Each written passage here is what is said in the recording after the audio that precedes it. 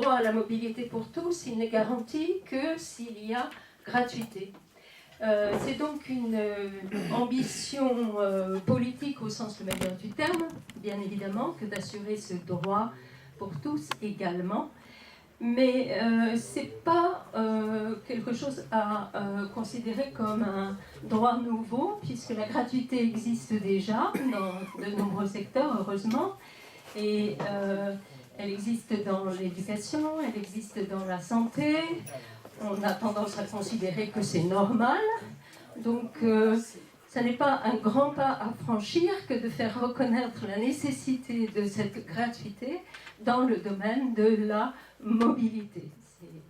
C'est d'ailleurs un bon accueil que nous recevons quand nous distribuons les tracts, et ce droit-là est considéré comme étant évidemment un but, un objectif éminemment souhaitable. Cette gratuité-là, elle assurerait un mélange des générations, des couches sociales dans les transports publics qui favoriserait une atmosphère détendue. Elle assurerait aussi une fierté d'appartenir à une communauté, et ce serait un ciment pour la cité que de promouvoir ce libre accès à tous. Cet objectif se nourrit aussi de considérations plus pragmatiques. C'est très vrai à Grenoble et ça l'est sans doute dans d'autres villes aussi. Il y a une nécessité environnementale à détrôner l'usage de l'automobile dans les déplacements quotidiens. Grenoble, pour prendre cet exemple, est au centre d'une métropole de 450 000 habitants, dont 85% des salariés travaillent à l'intérieur de la métropole. Elle est au centre d'une région urbaine de 600 000 habitants, donc 95% des salariés travaillent à l'intérieur de cette région urbaine. D'où l'intérêt, bien évidemment, de développer l'accès à des transports et d'améliorer l'offre des transports afin que le réflexe soit d'avoir recours aux transports publics moins polluants plutôt que de prendre sa voiture, comme c'est souvent le réflexe maintenant. On a d'ailleurs vu évoluer dans un sens très favorable les pratiques des habitants, qui sont de plus en plus ouverts au recours au transport public, même lorsqu'ils ont eu l'habitude de prendre leur voiture. Cette nécessité environnementale à Grenoble, elle est prouvée par les statistiques concernant la qualité de l'air, qualité de l'air qui est mauvaise 140 jours par an. Et cette mauvaise qualité de l'air est due principalement au transport, pour ce qui est des gaz à effet de serre, pour ce qui est des micro-particules. Et donc, en diminuant l'usage, le recours à la voiture, par là même, on améliore la qualité de l'air. Cette réalité est reconnue par les pouvoirs publics, puisque la gratuité, quasi-gratuité est instaurée lors des pics de pollution. Et nous pensons que c'est 365 jours par an pour prévenir ces pics-là qu'il faudrait évidemment l'instaurer. À cette mauvaise qualité de l'air doivent être associés bien évidemment les maladies, les décès prématurés, et je ne vais pas entrer maintenant dans les détails, vous les connaissez, ils sont respiratoires, cancer, etc. Il y a, en plus de cette dimension environnementale, des considérations sociales. Et là, c'est, je crois, facile de comprendre. Nous le voyons quand nous distribuons les tracts, l'accueil est excellent, que le budget transport pour les familles est un fardeau dont ils ne demandent qu'à être soulagés. C'est bien pour des raisons économiques que la mobilité est inégalement partagée dans notre métropole. Les statistiques l'ont prouvé. On se déplace davantage au centre-ville où habitent des couches en moyenne plus favorisées que dans les quartiers populaires de la ville-centre, où les déplacements sont moins nombreux. Et donc, l'obstacle que constitue le prix du billet ou de l'abonnement est réellement établi. C'est à cela que prétend répondre les tarifs solidaires qui sont établis dans notre ville et sans doute dans d'autres villes également, et qui constituent la réponse à notre objection. Mais quand on regarde les tarifs proposés, les conditions aussi imposées pour l'obtention de ces tarifs, on se rend compte qu'ils ne concernent pas toute la population de pauvres. Notre ville est une ville de forts contrastes sociaux. Il y a beaucoup de pauvres à Grenoble. C'est vrai aussi dans d'autres villes autour de Grenoble. Et le premier tarif social s'adresse à des personnes qui sont nettement au-dessous du seuil de pauvreté.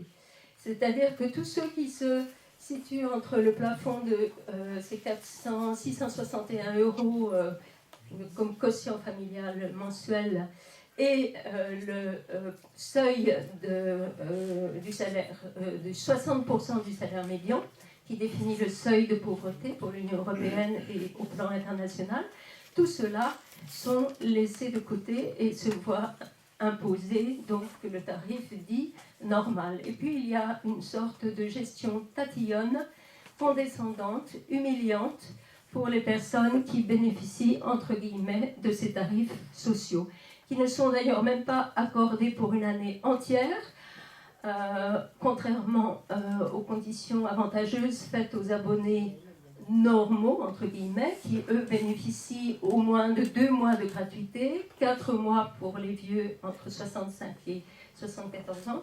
Mais les pauvres, en tout cas ceux qui sont reconnus comme pauvres, sont obligés de prouver leur pauvreté de façon répétée. Ils n'ont pas droit à la gratuité des 2 mois ou des 4 mois. Voilà un exemple donc de ce contrôle humiliant qui nuit à l'atmosphère apaisée que nous souhaitons dans les transports publics et à leur développement et à leur plus large utilisation. Et si l'on détrônait l'usage de la voiture, ce qui serait évident aussi, c'est qu'il y aurait plus de place pour les vélos, et aussi plus de place pour les bus, et donc tout le monde, je crois, en bénéficierait. Je ne fais que mentionner ici, faute de temps, l'intérêt économique qu'il y a à développer les transports publics pour éviter les pertes de temps dans les bouchons, les pertes d'argent dues aux accidents du travail, souvent qui sont des accidents de trajet, toutes ces dépenses qui vont à l'élargissement des autoroutes, des rocades, afin de créer un appel d'air aussitôt qu'on a semblé fluidifier le trafic, donc fausse et coûteuse solution. Donc nous disons oui, il y a beaucoup de raisons qui militent pour la gratuité des transports publics et le développement parallèle d'une offre encore meilleure. Je crois avoir respecté le temps. Vous m'excuserez de cette improvisation parce que j'ai voulu raccourcir et donc je suis passée peut-être un peu vite sur le premier volet qui nous tient beaucoup à cœur, à savoir la gratuité pour tous, l'extension du domaine de la gratuité. Et c'est un horizon qui se débouche et c'est en tout cas une notion que nous contribuons à défendre et qui pourrait donner encore d'autres idées de gratuité en dehors de ces transports publics. Que les entreprises, y compris celles du CAC 40, sont très contentes de voir fonctionner comme elles le font à Grenoble, c'est-à-dire d'une façon relativement satisfaisante déjà. Donc il s'agit d'aller encore plus loin, et ce serait une grande fierté si Grenoble pouvait là encore, une fois encore, donner, non pas l'exemple premier, mais l'exemple d'une grande métropole qui sauterait le pas. Voilà. Cette fois, j'ai terminé. Excusez-moi des hésitations. En fait, on devait avoir l'intervention d'un copain syndicaliste de la CEMITAG, c'est-à-dire la société d'économie mixte qui gère les bus à Grenoble. Bon, ça n'a pas pu se faire pour diverses raisons. Donc, moi, je suis Laurent Terrier, je suis au secrétariat de l'Union départementale CGT, et donc je le remplace au pied levé. Mais donc, l'Union départementale, elle est très impliquée dans ce collectif depuis le départ. Donc, à Grenoble, on a une société d'économie mixte, la CEMITAG, qui gère le réseau, et c'est un réseau très développé, qui est plutôt un bon réseau si on regarde ce qui se fait ailleurs. Donc c'est mixte avec la société Transdev, et c'est cofinancé par la métropole et le département de l'Isère, plus évidemment les contributions du versement transport. Il faut noter aussi qu'il y a des plans de déplacement d'entreprises importants dans les grandes entreprises qui financent aussi les abonnements des salariés. C'est un élément à prendre en compte sur la partie financement. Donc justement sur le financement, bon bah je vais pas vous apprendre, c'est pas un scoop, hein, mais il y a le pacte de responsabilité, il y a toutes ces politiques qui s'appliquent. Et donc ce à quoi on est soumis partout depuis quelques années, c'est le dogme de la baisse des dépenses publiques. Et donc dans le transport, ça s'applique aussi. Donc depuis 2-3 ans environ, le département a engagé une politique de désengagement du financement de la CEMITAG. La métropole a plus ou moins suivi ce mouvement en fait. Donc en fait on s'est retrouvé à un moment dans une situation où on était vraiment inquiet pour le financement du SNTC. Donc c'est sûr que c'est une situation qui va en contradiction avec nos revendications. Alors le département se désengage en disant qu'il faut qu'il baisse ses dépenses. Ça ne le gêne pas pour envisager quand même un triplement de la rocade qui fait le tour de Grenoble pour des centaines de millions d'euros. Bon, il y a quand même eu une négociation entre les deux acteurs qui a abouti à un accord qui limite un peu la casse sur le financement, mais enfin la tendance est bien présente d'un désengagement des finances publiques sur les transports en commun. Alors un autre aspect aussi qu'on voit arriver, c'est que il y a la CEMITAG, mais certaines lignes de bus dans la ville sont sous-traitées à des acteurs privés. Et on craint que ça soit quelque chose qui puisse s'étendre. D'autant que ce qu'on voit arriver aussi, c'est des gros acteurs des transports en commun internationaux qui se positionnent pour acheter ces lignes. Et c'est des acteurs qui se positionnent aussi dans le cadre de la loi Macron, avec les fameux bus Macron qui se développent. Donc, comme la concession, enfin, c'est pas le mot, c'est le délégation de service public doit être renouvelée bientôt, on se demande si justement il ne va pas y avoir des acteurs de ce genre-là qui vont se positionner. Donc, un risque de privatisation, hein, en clair. Alors, un autre élément très récent aussi, c'est qu'il semble à peu près décider d'engager l'élargissement de l'autorité régulatrice des transports. C'est-à-dire qu'aujourd'hui, c'est le SMTC, Syndicat Mixte des Transports en Commun, qui est compétent sur sur la métropole grenobloise. Il y a deux petites agglomérations, enfin petites, moyennes, de chaque côté de Grenoble, Voiron et puis le Grésivaudan, qui sont indépendantes, qui ont leur propre autorité. L'idée est de faire une seule autorité régulatrice. Alors ça a du sens, hein, puisque Isabelle a bien expliqué qu'il y a 600 000 salariés sur l'ensemble de cette zone qui travaillent à 95% dans la zone, donc c'est pertinent de penser les transports à cette échelle. Par contre, faudra bien regarder comment ça se passe. Moi je pense que ça peut aussi être un risque d'introduction justement d'acteurs privés, etc. Alors, au niveau des syndicats de salariés, des syndicats des conducteurs, quoi. Donc le syndicat CGT, il était impliqué au départ dans notre collectif. On les voit moins maintenant, voire plus du tout. On va être honnête, hein. Les militants du syndicat sont assez intéressés par l'idée. Mais il reste qu'ils nous font part du fait suivant, c'est que ça ne parle pas trop aux salariés, et ce qu'on voit, c'est au mieux de la prudence, une inquiétude, voire de l'hostilité, si on regarde l'ensemble des syndicats. Alors pourquoi ?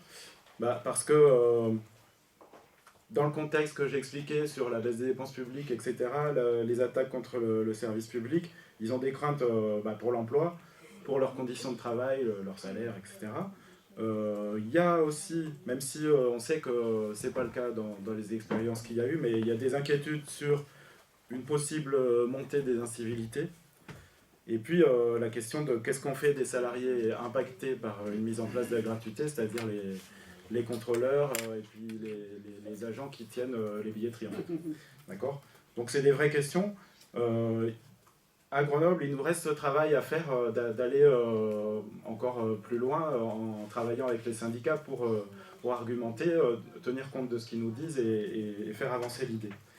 En conclusion, je voudrais dire que c'est des questions essentielles, c'est-à-dire qu'on ne doit pas mettre, on porte pas la gratuité au détriment des conditions de travail, c'est bien évident, ni au détriment du service public, c'est-à-dire qu'il ne faut pas non plus que ça supprime des lignes, par exemple, ou la qualité du service, etc.